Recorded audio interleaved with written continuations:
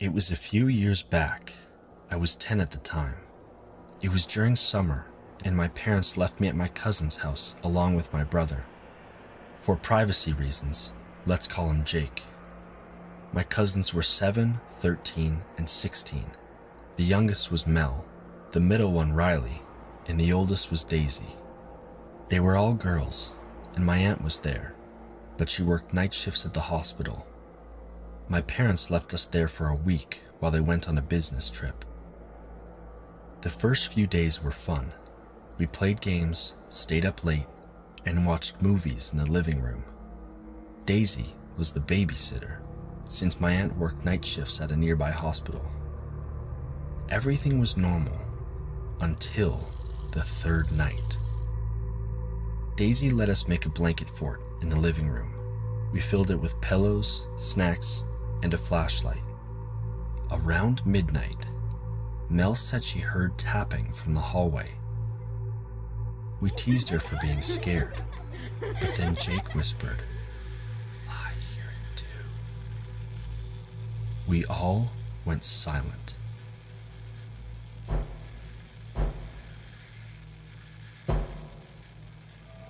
It was slow and uneven, almost like someone dragging their feet. Daisy rolled her eyes, got up, and checked. The hallway was empty. She laughed it off, saying it was the old house creaking. But when she came back, I noticed she quietly locked the front door and closed the curtains. That night, around 2 in the morning, I woke up to the sound of Jake whispering my name. "Hey, look." I opened my eyes. He was pointing toward the hallway. The flashlight had died, but I could still make out a faint figure standing by the door, tall, pale, and still. I blinked, thinking my eyes were playing tricks on me, but then I heard it. A woman's voice, soft and shaky. "Come out, sweeties. I made cookies." My heart froze. My aunt was at work. Jake grabbed my arm, whispering, "That's not Auntie." Daisy woke up, realizing something was wrong. We all stayed quiet, huddled together. Then came knocking.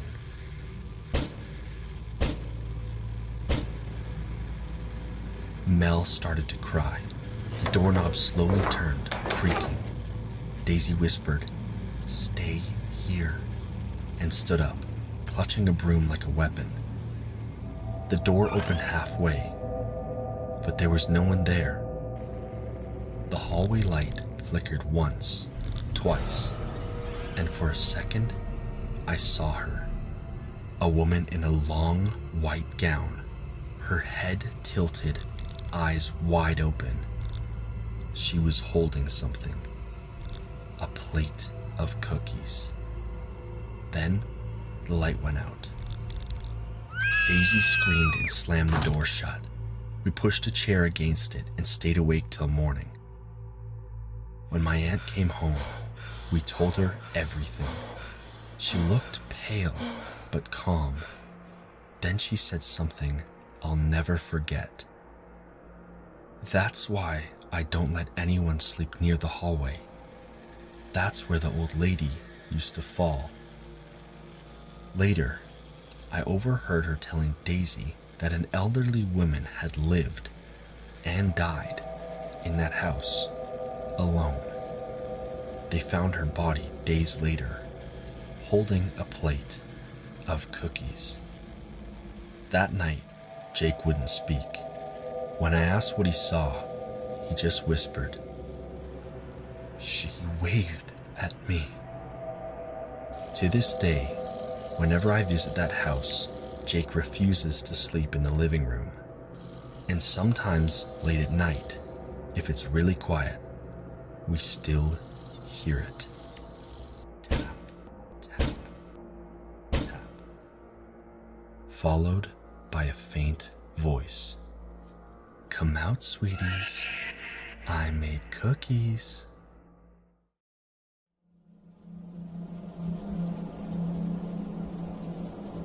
I'm very happy I'm not in school anymore.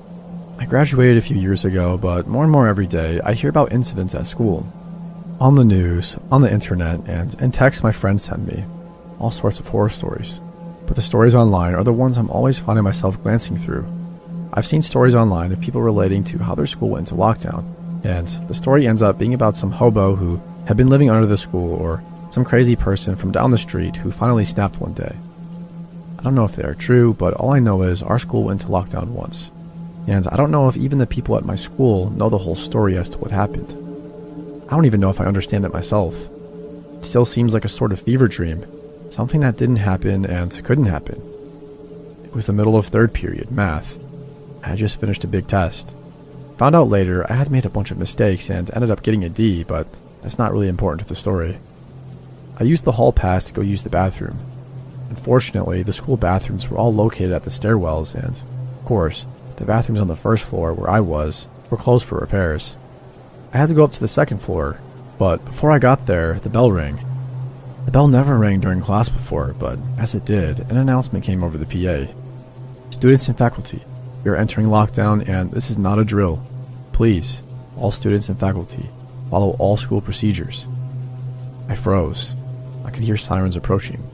I came out of the stairwell, but already the doors in the hallway were closing and I could hear them locking. I was alone and out in the open. I could go into the bathroom now, but the doors have had no locks on them since my freshman year, after some juniors trapped a freshman in the bathroom and duct taped him inside his stall. They removed the ability to lock them at all. If there was somebody wandering the school, I'd have no chance if I went in there. I ran down the hall. I could see classrooms turning out their lights and covering the windows. I couldn't turn to them for help. All the instructions said to not answer the door. I had to find someplace safe nearby before something happened. I turned a corner and I saw my chance. The janitor's closet was open. Lunch was up next period, so he was probably out setting up tables when the announcement was made. He wasn't in there and it could easily be locked from the inside, so I jumped in and shut off the light. The only light I saw was from the bottom of the door. I waited and the sirens grew closer and eventually stopped. Time passed and I wasn't sure if I was happy that I couldn't hear anything going on or tense because I had no idea what was happening. Then I heard footsteps. Lots of them. They stopped in the hallway. Must have been police, I thought. I could hear radios and other assorted noises. I didn't think it could be some sort of lone gunman or nutcase, so I listened. One guy in particular sounded like the one in charge. Okay, are we in position? Another guy answered. I didn't know what his rank was, but clearly he was not in charge of the first guy. Yes, sir. We know the suspect is here in the building. C team is across the campus, as ordered, and B team is covering the back entrances. He will not exit the building on our watch. The chief responded. Good. Remember, he could look like anyone, but he must not escape. It's my fault he's here, and it's my duty to deal with him. I couldn't hear much for a while. There was too much movement and too many people all talking to each other to make out anybody from where I sat. I just waited for a little while. Maybe it would all just be over soon, and I could leave the closet and go back to class. Then, that's when it all happened. The chief yelled out, "Hold it! Put your hands in the air." Commotion outside stopped abruptly. A moment later, clothes rustled loudly as what sounded like a large number of guns were drawn. "Lay down on the ground. Leave your hands where we can see them." It stayed quiet, except for a few of the guns cocking. I said down on the ground. Don't you dare try what I think you're going to do. You're not at the institute anymore. I thought I would hear shots go off back and forth, and eventually somebody saying, "Suspect down." What I didn't expect was the scream. It wasn't a normal scream. It was somebody crying out in terror. It was like a wounded animal, mixed with the sound of a bandsaw hitting concrete. I've never heard anything like it before, and I hope I never hear it again. Then the guns began to fire. The horrible scream happened again, and then other screams, and then the sound of tearing. I saw the shadows under the door as people moved and fell over, and heard the telltale splatter of gore as it soaked the floor. There was another gunshot, and I nearly yelled out myself when a bullet punched through the part of the doorway. It wasn't very big, but I put my eye up against it, and I could see a group of people being attacked by somebody. But something wasn't right about him. He looked too long in places, like he'd been stretched in a taffy machine. He was moving so fast, though, that I couldn't make anything out, except for him grabbing people and throwing them around like they were nothing. There was blood everywhere. More gunshots. Screams happening again and again. I pulled away from the bullet hole and sat back in the closet. Then the scream began to fade. I heard a thud and then more footsteps.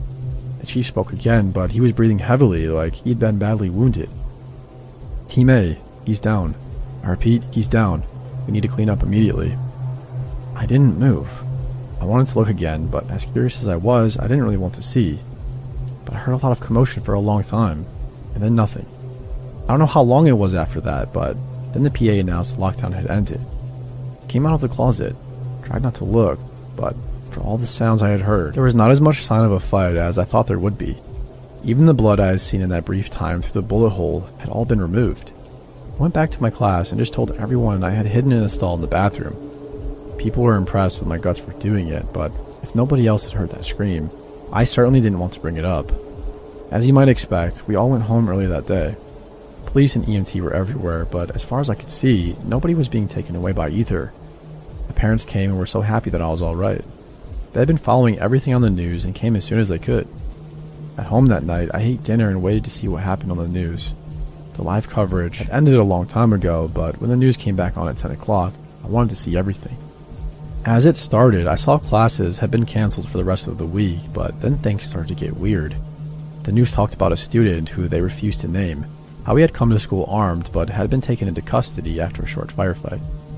Stranger still, in the footage of the hallway where the scuffle had taken place, the door of the closet, which had been my refuge, was totally unscathed. Not so much as a scratch on it, let alone bullet holes. It appeared to have been replaced outright well before any investigation could have been completed. I saw pictures of the student being led away in cuffs. He didn't have a mark on him. He wasn't even wounded as he was pushed into a police car and driven away. All I saw was him fighting and yelling. Even in my glimpses through that bullet hole, I knew that wasn't the same one I saw. The clothes were completely different. The one I had seen had been wearing a black t-shirt and jeans. The one getting into the police car was wearing a white t-shirt and shorts. The news said nobody had been hurt despite the gunfire, but I knew people had been wounded, even killed. I'd heard them screaming in agony as something vicious had attacked them. And then there was what the chief guy had said, talking about something being his fault, the institution, that he could look like anyone. I don't know what happened that day for certain. I didn't see enough and I didn't hear enough to get the full story, but this is what I can tell you. I know there was no shooter at our school. I know that somebody was arrested that day. Someone who I didn't know, who I never heard about ever again. That's right, a shooter who never made another's day worth of news. Just disappeared. When was the last time that ever happened? I know that chief guy and his squads were not cops. I don't know who they were, but I know cops don't clean up a crime scene like that. And no human being has ever screamed like that. Ever. But whatever it was that I heard attacking those people, all I know is it came into that hallway where I was. I was alone, and if it hadn't been for that janitor's closet, I wouldn't have been safe. It could have looked like anyone. Something tells me that squad wouldn't have helped me either. What was it? How long had it been in our school? Had I ever been alone with it and never known what it was? Who were those people who had come for it? Where had it come from?